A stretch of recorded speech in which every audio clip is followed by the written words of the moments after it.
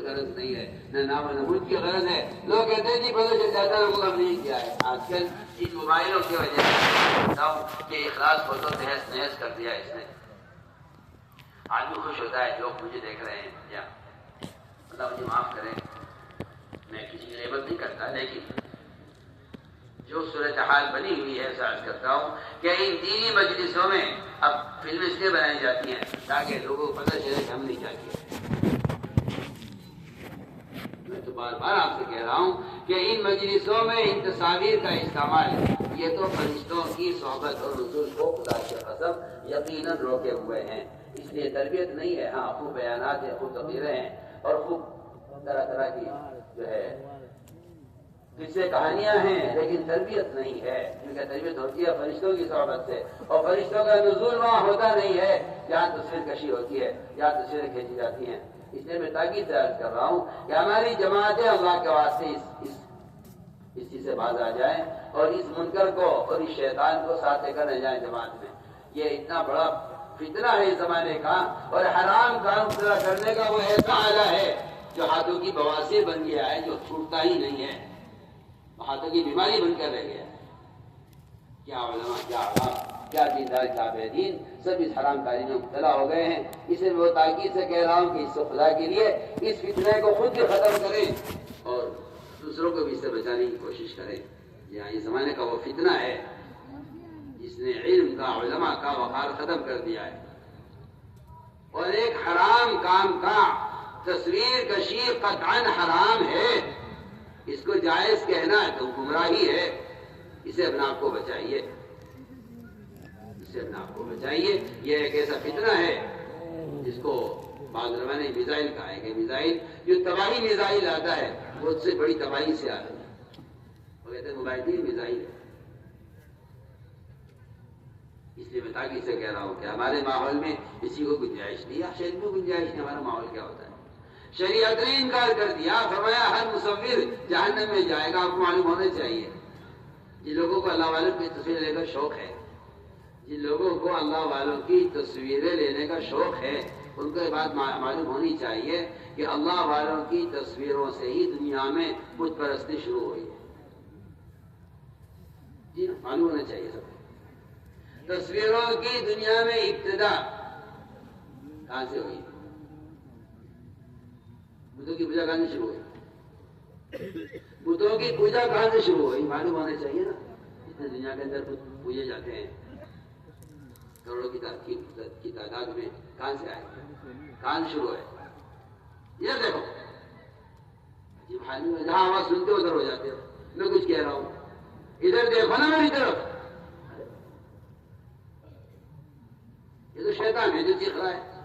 تم بھی شیطان بن جاؤ اس کے پیچھے. بت پرستی کہاں سے شروع ہوئی؟ یہ معلوم ہونا چاہیے. بت پرستی شروع ہوئی ہے اللہ والوں کی تصویروں سے. نوح علیہ السلام کی قوم میں 5 جنے بزرگ تھے. شیطان نے مشورہ دیا آج کل کے شیطانوں کی طرح کہ ان کی تصویر بناؤ بزرگوں کی. شیطان نے آج کل کے شیطانوں کی طرح مشورہ دیا نوح علیہ السلام کی قوم کو کہ اپنے بزرگوں کی تصویر بناؤ، ان کی یادگار رہے گی. ان کی تصویریں بنی. اب تصویر بنانے کا طریقہ بدل جائے تو بدلتا رہے گا، اس میں کیا بات ہے؟ آج کہ یہ حلال ہے، وہ حرام ہے، یہ جائز ہے، وہ ناجائز ہے. انہوں نے تصویریں بنائی بزرگوں کی شیطان کے کہنے سے، پھر ان تصویروں کے مجسمے بنے. ان کی تعظیم بڑھتی گئی کہ یہ تصویر تو پھٹ جائے گی، کچھ دن میں جو ہے ہلکی پڑ جائے گی، یہ ضائع ہو جائے گی. ان کے مجسمے بنا دو تاکہ یہ باقی رہے. یہاں سے دنیا میں بت پرستی شروع ہوئی ہے. میں آج بھی کہتا ہوں کہ اگر ان تصویروں سے بت بن سکتے ہیں تو ان تصویروں میں کیا بتوں کی بو نہیں ہوگی؟ کیا ان بتوں کی ضرورت نہیں ہوگی؟ جو تصویر بت کی شکل اختیار کر سکتی ہے، کیا آج ان تصویروں کے اندر بتوں والی ضرورتیں نہیں ہوں گی؟ بس کسی کا احساس مردہ ہو گیا ہو اور کسی کا ایمانی بیچارے کا کھوکھلا ہو کہ کوئی حرج نہیں ہے تو وہ جانے. ورنہ میں نے آپ سے عرض کر دیا کہ دنیا میں بت پرستی کی ابتدا اللہ والوں کی تصویروں سے ہوئی ہے. کیوں؟ عجیب بات ہے. علماء نے لکھا ہے کہ تصویر بنانا، چاہے موبائل سے بنائیں، تصویر بنانا اللہ تعالی کی، اللہ اکبر، اللہ تعالی کی صفت میں، اس کی صفت تخلیق ہے، اس کی نقالی کرنا ہے کہ بے اللہ، زنا کرنے والا، شراب پینے والا، چوری کرنے والا، جھوٹ بولنے والا، غیبت کرنے والا، کسی کو نہیں کہا کہ کوئی اللہ بننا چاہتا ہے، خالق بننا چاہتا ہے. صرف تصویر بنانے والے کے بارے میں فرمایا کہ یہ خالق بننا چاہتا ہے. یہ حدیث ہے، بڑھیا کوئی خالی بات تھوڑی ہوتی ہے. یہاں دعوت کے ممبر سے صاف حدیث ہے. جو آدمی کسی بھی طرح سے تصویر بنا رہا ہے وہ خالق بننا چاہتا ہے. اللہ نے تمہیں خالق بننا چاہا، داعش میں رو تصویروں میں وہ نہیں ڈال سکے گا. رو ڈالنے سے اللہ کا کام ہے. اللہ ان مصور اٹھا کے جہنم میں ڈال دیں گے سیدھا. سیدھی سیدھی بات ہے. یہ لکھا ہمارا جو ہے بدر عالم ترجمان سننا میں تصویر کشی پر یہ لکھا ہے اور روایت نقل کی ہے کہ مصور اللہ بننا چاہتا ہے کسی شراب پینے پر، زنا کرنے پر، جھوٹ بولنے پر، غیبت کرنے پر، کسی کبیرہ گناہ پر وہ عذاب نہیں ہے جو عذاب تصویر لینے پر ہے. جی ہاں، پڑھیے آپ حدیث. اشد الناس عذاب اللہ ہے، اشد الناس. ابن عباس کے پاس ایک آدمی آیا، آ کر کہنے لگا کہ جی میں آپ سے ایک مسئلہ معلوم کرنے آیا ہوں. وہ زمانہ جاہلیت کا زمانہ، کفر کا.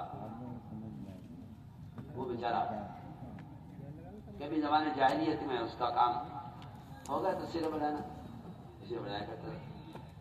اس نے آ کر مسئلہ معلوم کیا ابن عباس رضی اللہ عنہ کہ جی میں اسلام لے آیا ہوں، مگر میرا جو طریقہ ہے، میرا جو پیشہ ہے، میری جو آمدنی کا ذریعہ ہے وہ تصویریں بنا بنا کے بیچتا ہوں، اس کے مجھے پیسے ملتے ہیں.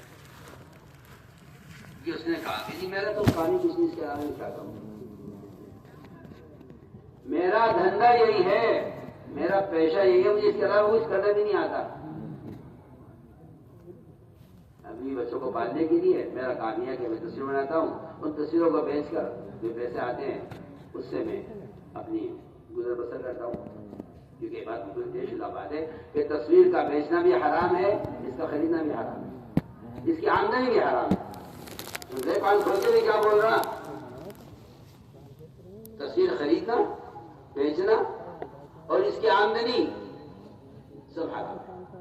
اس طرح شراب کا بیچنا بھی حرام، خریدنا بھی حرام، پینا بھی حرام. جو پیسے اس کی بیچ کر پیسے آئے ہیں وہ بھی حرام ہے. اس نے کہا ابن عباس رضی اللہ عنہ سے کہ جی میں کیا کروں، میرا تو پیشہ یہی ہے، میں کیا کروں. انہوں نے یہ نہیں کہا بھائی مجبوری ہے، حالات ہیں، آج کل کی زمانہ بدل رہا ہے اور مجبوری ہے. آ بھائی بیٹھ کے سوچ لو، بھائی پریشانی آ رہی ہے مسلمانوں پر، آ جاؤ بیٹھ کے ذرا غور کر لیا جائے اور بیٹھ کر سوچ لیا جائے. چلو فلاں کے مذہب پہ عمل کر لیا جائے، فلاں کے مذہب پہ مسئلہ بتا دیا جائے. وہاں پہ یہ کچھ نہیں ہوتا تھا، وہاں یہ تو زمانے میں ہوتا ہے.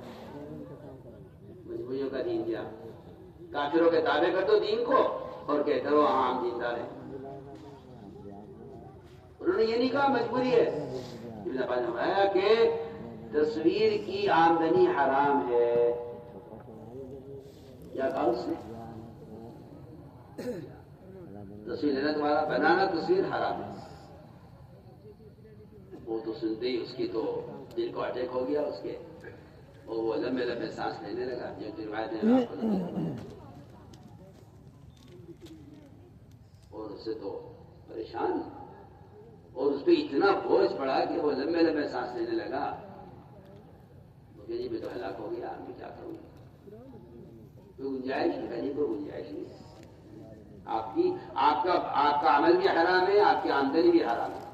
آپ کا تصویر بنانا بھی حرام، بیچنا بھی حرام، خریدنا بھی حرام. سنے موبائل والے سنے میں کیا بول رہا ہوں.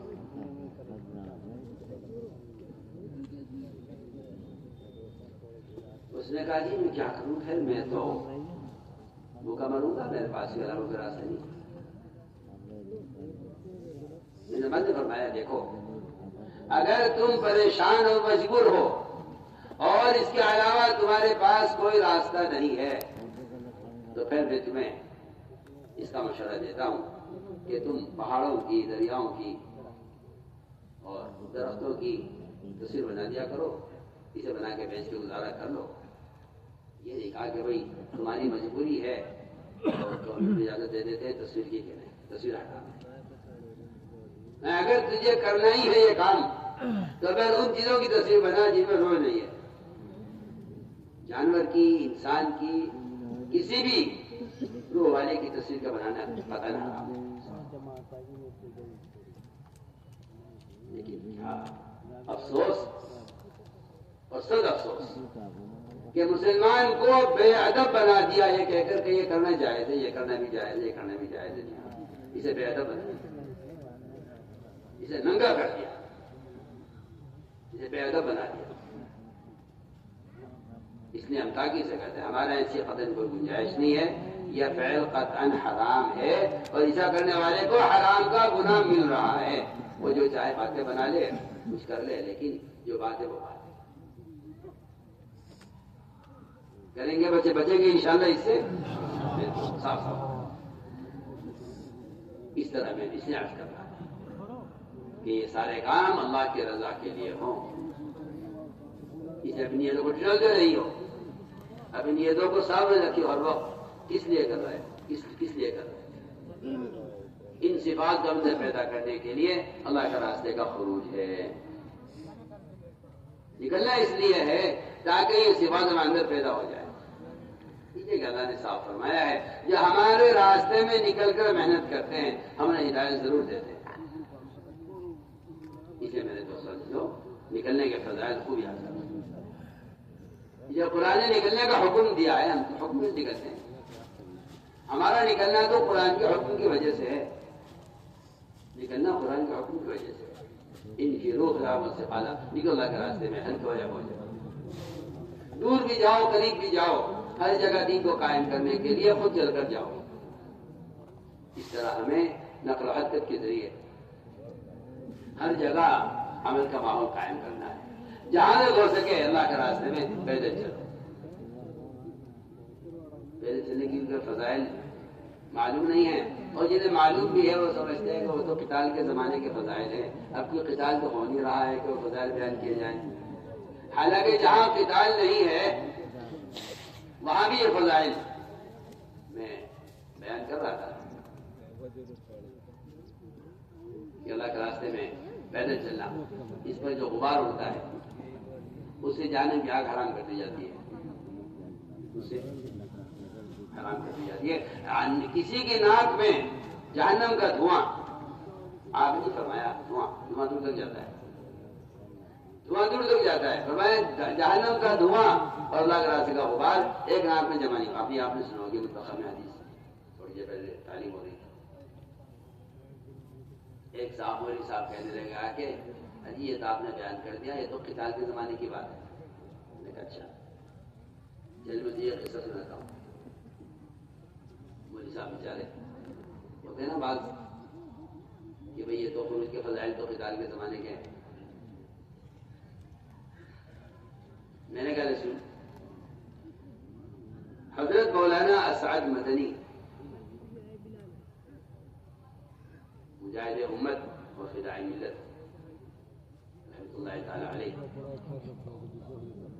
مسلمانوں کے انفرادی، اجتماعی، ملی، سیاسی، دینی سارے کاموں میں مصروف رہتے تھے.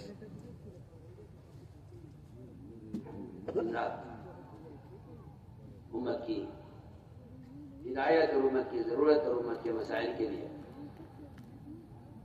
ایک مجاہد آدمی تھا.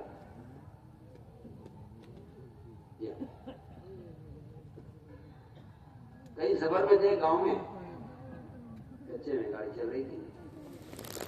وہ غبار ہو رہا وہ آدھی نجی سے گاڑی کا شیشہ بند کیا، کیا کر رہے ہو مسافت میں، آدمی کیا کر رہے ہو، لیکن یہ غبار آ رہا ہے، فرمایا کہ یہ اللہ کے راستے کا غبار اور جہنم کا دھواں یہ ایک ناک میں جمع نہیں ہوگا۔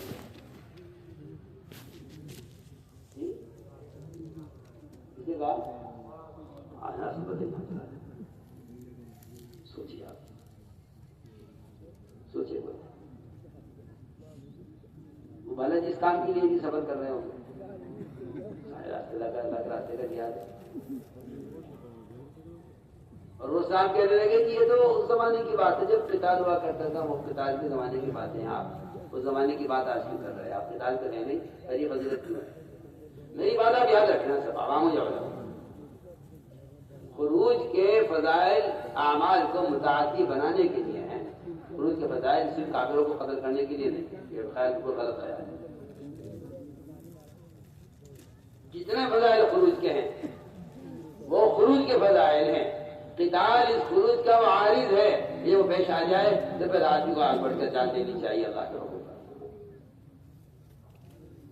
جی ہاں، یہ سوچ کر بیٹھ جانا کہ یہ تو قتال ہی نہیں ہے تو پھر ان فضائل کی کیا ذکر ہے کہ نہیں، بالکل ہماری تبلیغ کی تو روح یہی ہے، میں تو آپ سے بے تکلف کہہ رہا ہوں، ہماری تبلیغ کی تو روح یہی ہے، اللہ کے راستے کے خروج کے فضائل۔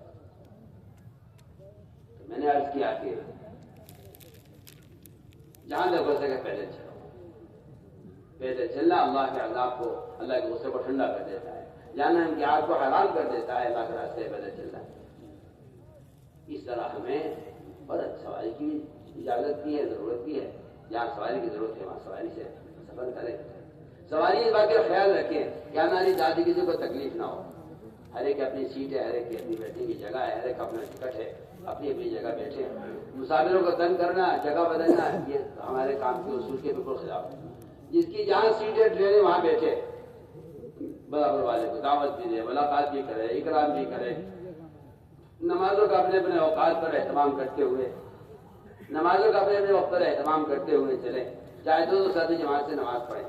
نماز میں قیام شرط ہے، نماز میں قیام شرط ہے، بیٹھے بیٹھے فرض نماز پڑھ لی جائے، سواری میں نماز نہیں، نماز میں قیام شرط ہے، نماز میں قیام شرط ہے۔ کئی ٹرین رکتی ہے کچھ دیر، نماز پڑھ لو، دو جماعتیں کر لو، اور نہیں رکتی اتنی دیر ٹرینیں پڑھ لو، دروازے کے پاس پڑھ لو، دو ساتھی سے جماعت کر لو۔ اس طرح نماز پڑھیں کہ نماز قضا بھی نہ ہو اور ہماری نماز سے کسی کو تکلیف بھی نہ ہو۔ لوگوں کی خوشامد کر کے بھائی صاحب ذرا سے ادھر پہنچ جائیں، نماز پڑھ لیں، جب آپ لوگوں کا اکرام کریں گے اپنے کھانوں میں، لوگ آپ کے اکرام کریں گے آپ کی نمازوں میں۔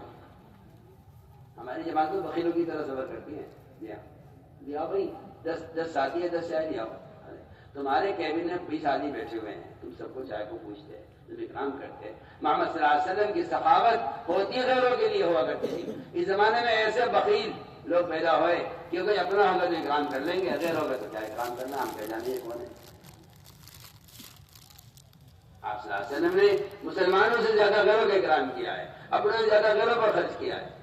اس ملک میں تعصب اس لیے ہے مسلمان غیر مسلم میں کہ مسلمانوں میں آپ صلی اللہ علیہ وسلم کی طرح اپنے وطنی بھائیوں کا اکرام کا مزاج نہیں۔ یعنی فتنے، جھگڑے، لڑائیاں اس لیے بھی ہو رہی ہیں کہ غیروں پر کا اکرام کرنا یہ ختم ہوتا جا رہا ہے۔ ہمیں چاہیے اپنے وطنی بھائیوں کا انتہائی اکرام کریں۔ اسلام تو صاف کہتا ہے کہ اسلام اکرام کا حکم دیتا ہے۔ اسلام اس کا حکم نہیں دیتا کہ آپ لوگوں کو پکڑ پکڑ کے مسلمان بناؤ اور آپ ان کو ڈرا ڈرا کے مسلمان بناؤ یا آپ انہیں لالچ دے کے مسلمان بناؤ۔ اسلام اس کی اجازت نہیں دیتا کہ آپ کسی کو زبردستی مسلمان بنائیں، اسلام اس کی اجازت ہی نہیں دیتا۔ جی آپ تو کہاں سو رہے ہیں؟ اسلام میں اجبار ہے ہی نہیں کہ آپ کسی کو ڈرا کر، دھمکا کر، تلوار دکھا کے کسی کو مسلمان بناؤ۔ اسلام میں اس کی کئی گنجائش نہیں ہے۔ اسلام تو ایک اعلیٰ سلامتی کا مذہب ہے، وہ تو یہ کہتا ہے آپ کو یہ کام اچھا لگتا ہے آ جاؤ یہ کرنا، اور آپ کو یہ کام اچھا نہیں لگتا آپ اپنے دین پر رہنا چاہتے ہو اپنے دین پر۔ آپ راجا نے کتنے کفار سے کہا کہ تم رہو اپنے دین پر، کوئی بات نہیں، ہم نے تو ایک چیز پیش کی تھی، اگر آپ کو پسند نہیں ہے تو پہلے سے مسلمان پر تو اجبار ہے کہ مسلمان نماز پڑھے، روزہ رکھے، زکات نہیں دے تو پکڑ کے لاؤ اسے زبردستی دیا، لیکن اسلام میں اجبار غیر مسلم کے لیے نہیں ہے، اسے تو دین کی دعوت ہے، اور مسلمان کے لیے دین پر اجبار ہے کہ نہیں آپ کو نماز پڑھنی پڑے گی دعوت سے۔ امام صاحب فرماتے ہیں اگر نہیں پڑھتا تو اسے جیل میں ڈال دو، قید کر دو، چاہے مر جائے قید میں، یہ توبہ کرے نماز چھوڑنے سے، اس کو تو جیل میں ڈال دو۔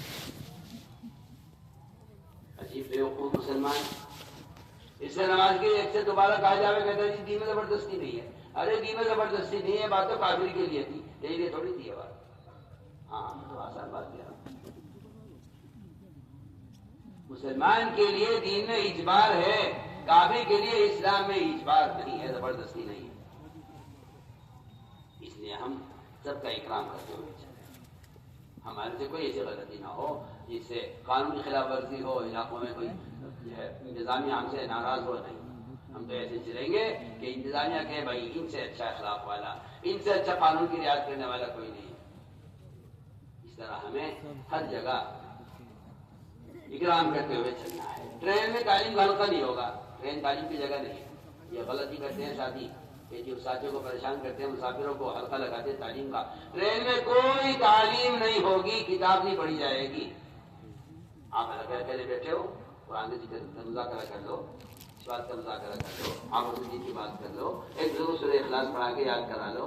امام صاحب ہے، خالی صاحب ہمارے ساتھ ہیں، خالی صاحب میرے ساتھ بیٹھا ہوں، آپ میرے تیار ٹھیک کرا دیں، آپ میرے قرآن کی آیت درست کرا دیں، لگے رہو۔ تعلیم صرف کتاب کا حلقہ لانے تعلیم نہیں کہتے نا، دین سیکھنا تعلیم ہے۔ آپ اپنے برابر والے سے اس طرح جاؤ، دین سیکھو، دین سیکھنا چاہیے۔ اس طرح ہمیں سیکھتے سکھلاتے چلنا ہے۔ جہاں کا ہمارا رخ بنا ہے وہاں پہنچے، ہماری سب سے پہلے بستی میں داخل سے پہلے دعا مانگیں، مسلم دعا ہے، بستی والے کی محبت اللہ سے مانگو، اپنے لیے اپنی محبت ان کے دل میں مانگو اللہ سے، اس سے کام کرنا آسان ہو جائے گا۔ یہ مسلم دعا ہے، آپ صلی اللہ علیہ وسلم بستی میں داخل سے پہلے دعا مانگ لیا کرتے تھے۔ ہمارا چلنے میں وقار ہو، بازار مجھے دیکھتے ہوئے ادھر ادھر گھومتے ہوئے اللہ تو جس طرح بازاری اوباش ہوتے ہیں اس طرح نہ چلیں، بلکہ نظر نیچے رکھیں۔ زبان پر کلمہ ہمارے آپ فرماتے تھے کہ غیروں کے معابد سے اور بازاری ماحول سے گزرتے ہوئے کلمے کا اہتمام کیا کرو، ورنہ ایمان کے چھن جانے کا خطرہ ہے، ایمان چھن جائے گا اگر اس ماحول میں کلمے کا اہتمام نہ کیا۔ چوتھا کلمہ پڑھتے ہوئے جاؤ، مسجد سے ابتدا ہوگی، سب سے پہلے مسجد میں داخل ہو، سنت کے مطابق دعا پڑھتے ہوئے دائیں پیر سے داخل ہوں، اور سب سے پہلا کام سامعیک صحیح سے لگا دو۔ اگر مکروہ وقت نہیں ہے تو 2 رکعت باوضو رہو، اچھی بات ہے، وضو نہیں ہے تو وضو کر لو، اور 2 رکعت جو ہے وہ تحیۃ المسجد پڑھ لیں سب۔ میں صاحب بتائیں سب کو، دیکھو 2 رکعت تحیۃ المسجد پڑھنی ہے۔ کوئی آدمی کسی گھر میں جاتا ہے، سلام کرتا ہے پہلے گھر والے کو، یہی تحیہ ہے کہ مسجد میں داخل ہوتے ہی سب سے پہلے 2 رکعت نماز پڑھی جائے۔ یہ گھر والے کا یعنی اللہ کی جناب میں تحیہ ہے، جس طرح گھر میں داخل ہونے والا صاحب خانہ کو سلام کرتا ہے، اسی طرح ہم مسجد میں داخل ہوتے ہی 2 رکعت تحیۃ المسجد پڑھیں۔ اس کے بعد کام سب سے اہم کام مشورے کا ہے۔ مقامی لوگ ضرور مشورے میں ہونے چاہیے۔ اگر آپ ایسے ہوتے مسجد میں کوئی نہیں ہے تو آپ یہ نہ کریں چلیے مشورہ کر لو، اپنے ہاتھوں کو یہ نہیں، تم کیا مشورہ کرو گے اکیلے؟ وہ تو مقامی ساتھیوں کو ساتھ لے کر مشورہ ہوگا۔ اس لیے میں وقاحت سے عرض کر رہا ہوں کہ میں مسجد میں انتظار کر لو، اتنی دیر کوئی مذاکرہ کر لو، تلاوت کر لو، نماز پڑھ لو، ذکر کر لو، بہت سارے کام کرنے کے ہیں۔ مقامی ساتھی آ گئے مسجد میں، اب ان سے ملاقات کریں، پوچھے لوگوں سے، ماشاءاللہ یہاں کی تو ساتھی وقت لگائے ہوئے ہیں، وہ بتائیں گے کہ ہم صاحب لگائے ہوئے ہیں، یہ ماشاءاللہ یہ 7 چیزیں لگائے ہوئے ہیں، امام صاحب کا ماشاءاللہ سال لگا ہوا ہے۔ اچھا بھی ہماری جماعت آئی ہے، انہیں ساتھ لے کر مشورہ کرو۔ یہاں لوگ کو فارغ ملیں گے، یہاں کس طرح کے لوگ ہیں، ہم ان سے ملاقاتیں کرنا چاہتے ہیں۔ ہر گھر پر گشت کریں، ہر گھر پر ملاقات کریں، مقامی ساتھی کو رہبر بناؤ، اور اپنے ساتھیوں میں سے ایسے آدمی کو متکلم بناؤ جو بات سمجھا سکتا ہو، اور ساتھ میں جو ساتھی لگے ہیں وہ بات سنیں غور سے، اور کوشش کریں کہ ہم بھی اس طرح ملاقاتوں میں دعوت دیں گے، وہ بھی کوشش کریں۔ ساتھیوں کو مشورے سے بدل کر متکلم بھی بناؤ، اور ساتھیوں سے بدل کر خدمت بھی لو، سارے کام سب کو کرنے آ جائیں، یہ اس طرح آدم سازی ہوتی ہے اور کام کرنے والا عملہ اس طرح تیار ہوتا ہے۔ اس طرح ہمیں مقامی لوگوں کو ساتھ لے کر 24 گھنٹے کا مشورہ کر لینا ہے۔ اور یہ بات آپ سب یاد رکھو کہ ہماری جماعت، مقامی ساتھی کی جماعت، یہ دونوں مل کر ایسے ہو جائیں گے جیسے ایک جماعت، مشورہ بھی ان کے ساتھ، تانی بھی ان کے ساتھ، گشت بھی ان کے ساتھ، مسجد کی آبادی کی محنت بھی ان کے ساتھ، دن میں بھی ان کے ساتھ، رات بھی ان کے ساتھ۔ مقامی ساتھیوں کو کہو کہ جی آپ ہمارا ساتھ دینا، رات کو ہم رات کو 24 گھنٹے کی مسجد آباد کریں گے، ہمارا ساتھ دینا۔ 24 گھنٹے مسجد آباد کرنے کا جو کام ہوگا وہ نکلنے والی جماعتیں مقامی ساتھیوں کو لے کے خود کریں۔ یہ نہیں کہ تو مقامی کام میں چلتے چلتے اس کا مذاکرہ ہو جائے، بالکل ایسا نہیں ہے۔ جو جماعت جس علاقے میں جائے وہاں کے لوگوں کو ساتھ لے کر انہیں 24 گھنٹے مسجد کو آباد کرنا سیکھنا ہے۔ اس کا طریقہ میں آپ کو بتا چکا ہوں کہ مسجد میں عمل ہو رہا ہو، باہر ملاقاتیں ہو رہی، اتنی سی بات ہے۔ مسجد کو ملاقات کے دوران عمل سے خالی مت چھوڑو کسی بھی شکل میں۔ مقامی ساتھیوں کے کچھ لوگ آپ کے ساتھ ہو مسجد میں، اور مقامی ساتھی کچھ لوگ آپ کے ساتھ ہو مسجد سے باہر۔ اس طرح اپنی جماعتوں کو 2 حصوں میں تقسیم کر دو، کچھ مقامی ساتھی، کچھ آپ کے ساتھی مسجد میں، کچھ مقامی ساتھی آپ کے ساتھی مطلب یہ ملاقاتوں میں۔ اس طرح ہمیں سب سے پہلی چیز ہے عمومی گشت۔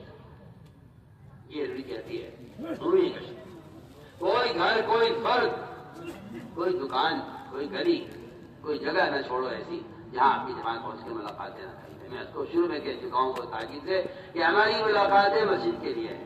مسجد سے نکلو اس ارادے سے کہ ہم اللہ کے بندوں کو اللہ گھر میں لانے کے لیے جا رہے ہیں، اس ارادے سے نکلو مسجد سے۔ اس طرح ہمیں ملاقاتیں کر کے سب سے پہلا گشت عمومی گشت۔ جو لوگ گشت میں تیار ہو گئے انہیں مسجد میں لے آئے، انہیں نام لکھوا دیے۔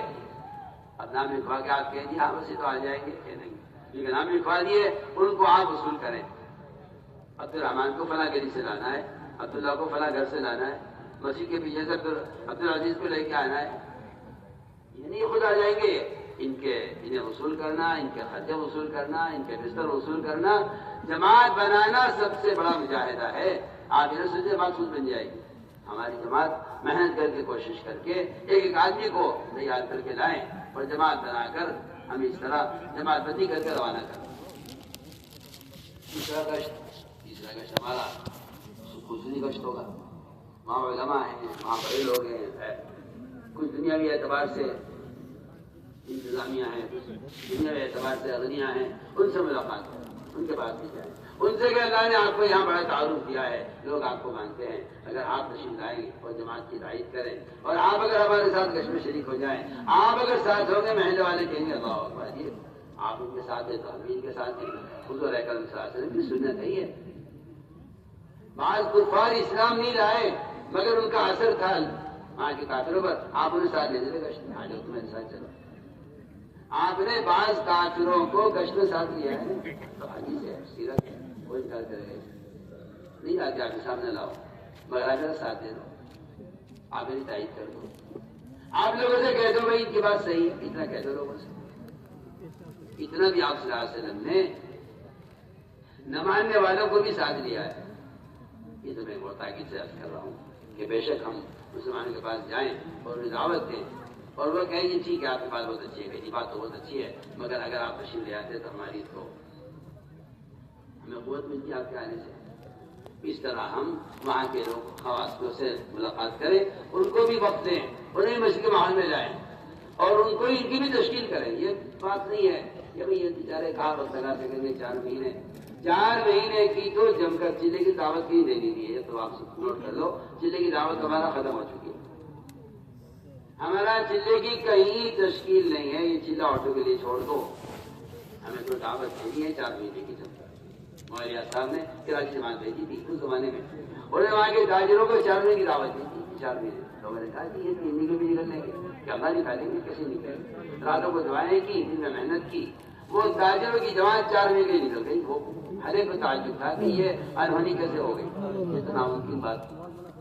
قلوب اللہ کے ہاتھ میں ہے، یہ جو اللہ کے ہاتھ میں قلوب ہے، یہ ہمارے بیان تقریروں سے نہیں، یہ تو مجاہدے سے اور دعاؤں سے پلٹیں گے۔ کر کے آ گئے دعائیں کر رہے، اللہ سے اللہ قلوب تیرے ہاتھ میں ہے، ہم تو محنت کر رہے ہیں، دل تیرے ہاتھ میں ہے۔ اس طرح اللہ سے دعائیں مانگ مانگ کر ہمیں اللہ کیا ان کو قبول کروانا ہے۔ اس طرح ہمیں تعلیمی گشت ہوگا.